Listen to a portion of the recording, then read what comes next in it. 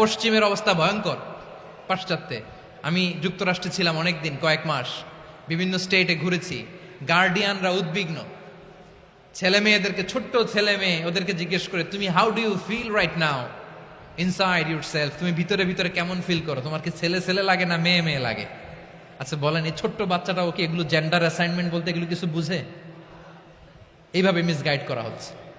কৌতূহল বশত ছোট্ট ছেলে যদি বলে আমার তো মেয়ে মেয়ে লাগে, তখন বলে যে না তুমি মেয়ে, ছেলে না।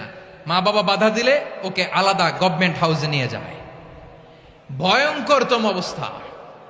আমরা একটা সময় শুনতাম যে হুজুর আমার ছেলেটা খুব ভালো, হাফেজে কোরআন, আল্লাহওয়ালা। হুজুর আমার ছেলে দাড়ি রাখছে, আল্লাহওয়ালা। হুজুর আমার ছেলে 5 ওয়াক্ত সালাত জামাতের সাথে পড়ে, তার মানে আল্লাহওয়ালা। পশ্চিমে যে আমি কি শুনছি জানেন? ওরা বলে হুজুর আমার ছেলেটা ইউনিভার্সিটির একটা মেয়ের সাথে প্রেম করে, ও খুব আল্লাহওয়ালা, হুজুর দোয়া করবেন।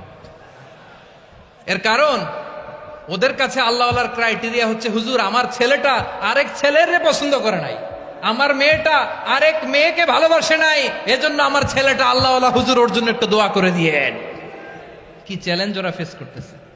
ওনার ছেলে যে আরেক ছেলেরে বিয়ে করবে না, এটাতেই উনি খুশি যে আলহামদুলিল্লাহ আমার ছেলেটা একটা মেয়েরে ভালোবাসে, আমার মেয়েটা একটা ছেলেরে ভালোবাসে, মানে এটা খুব আল্লাহওয়ালা। নাউজুবিল্লাহ পড়তে পারলেন না? এজন্য অশ্লীলতার সাথে আমাদের কোনো সম্পর্ক